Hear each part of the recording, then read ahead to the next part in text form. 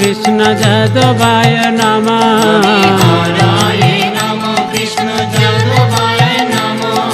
যাদবায় মাধবায় কেশবায় নমঃ।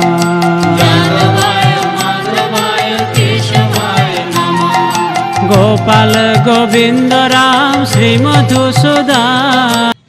জয় শ্রীকৃষ্ণ, রাধা রাধা।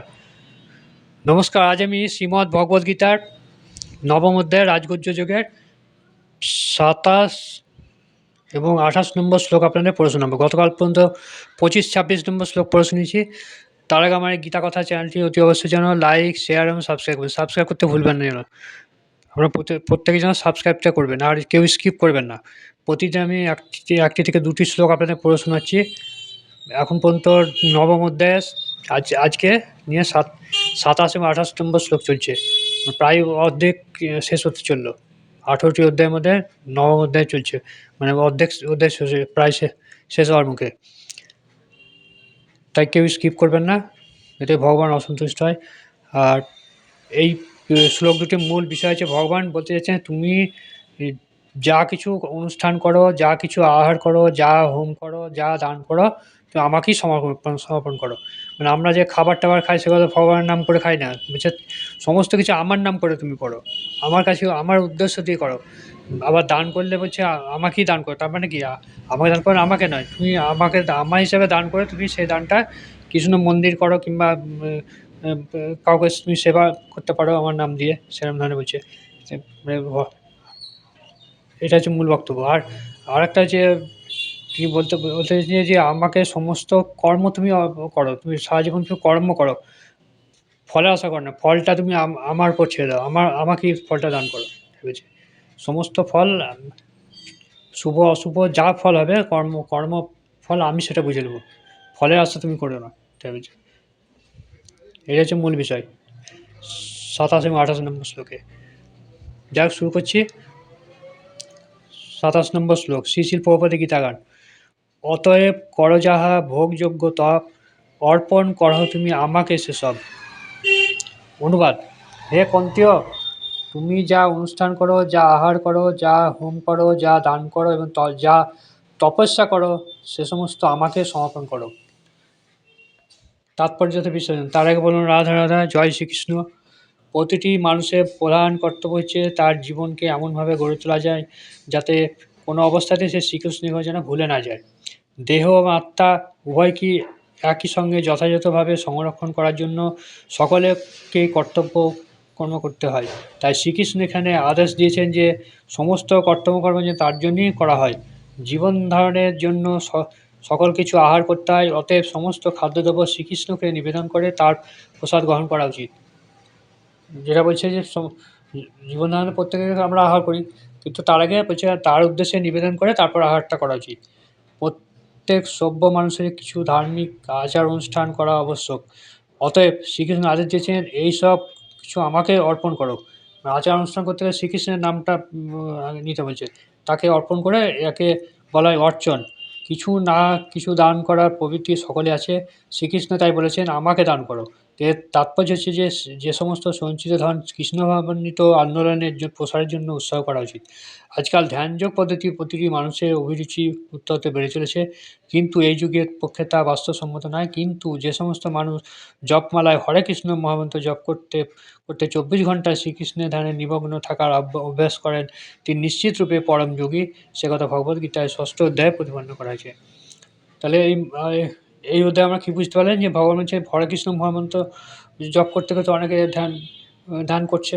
হ্যাঁ, ধ্যান করার অভ্যাসটা হচ্ছে নিশ্চিতভাবে তারা পরম একটা যোগী। সবসময় যারা আমার নাম করছে, মানে বলতে চাইছে যে তিনি যে সব কিছু তুমি করো, কিন্তু আমাকে স্মরণ করে করো, আমাকে আগে অর্পণ করো, তবে তোমার জিনিসটা সফল হবে, এটা বলতে চাইছেন। যাক, শুরু 27 নম্বর শ্লোক এখানে শেষ হলো। এবার আর শুরু করছি 28 নম্বর শ্লোক। তার আগে বলুন রাধা রাধা, জয় শ্রীকৃষ্ণ। শুভাশুভ ফল যাহা হয় তাহা দ্বারা তাহার বন্ধন হতে মুক্ত তুমি সারা। সেই সন্ন্যাস্য করিতে জুয়াই, যাহার ফলেতে লোক মোরে প্রাপ্ত হয়। অনুবাদ। তার আগে বলুন রাধা রাধা, জয় শ্রীকৃষ্ণ। এইভাবে আমাদের সমস্ত কর্ম অর্পণ দ্বারা শুভ ও অশুভ ফলবিশিষ্ট কর্মের বন্ধন থেকে মুক্ত হবে। এইভাবে সন্ন্যাস যুগে যুক্ত হয়ে তুমি মুক্ত হবে ও আমাকে প্রাপ্ত হবে।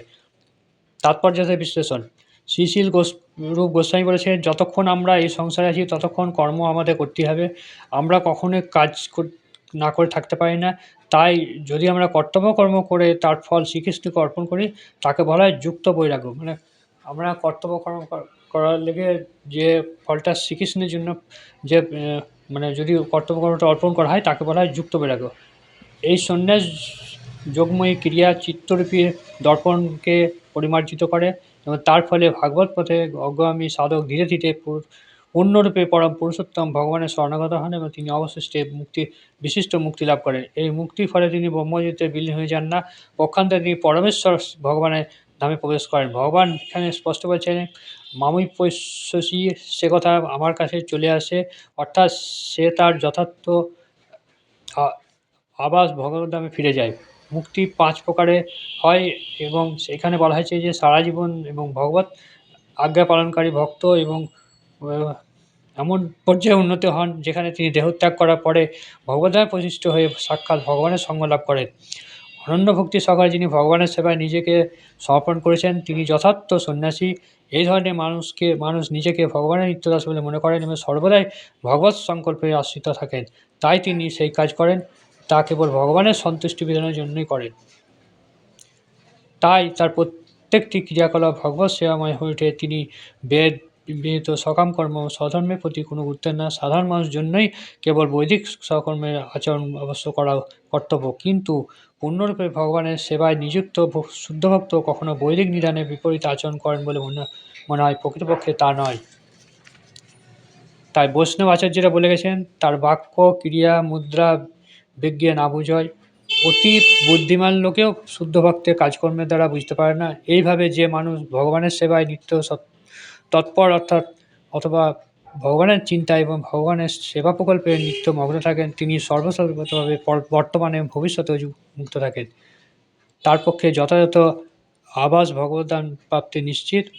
শ্রীকৃষ্ণের মতো তিনি সেসব জাগতিক সমালোচনার অতীত। যাও, এটা ২৮ নম্বর শ্লোক আমার পড়া শেষ হলো। বিস্তারিতভাবে আমি বললাম, সেটা আপনারা নিশ্চয়ই বুঝতে পেরেছেন যে যারা ভগবানের সেবা করে তারা কিন্তু ভগবদ্ধামে যাবে, এটা হচ্ছে মূল বিষয়। আর কর্ম করে যেতে হবে, কর্মের ফলের উপর আশা করা যাবে না। কর্মের ফলটা ভগবান বলছে আমাকে অর্পণ করো। যাক, আজকের মতো শ্লোক আমার পড়া এখানে শেষ হলো। আপনাদের কেমন লাগলো অতি অবশ্যই লাইক করবেন আর লিখবেন জয় শ্রীকৃষ্ণ।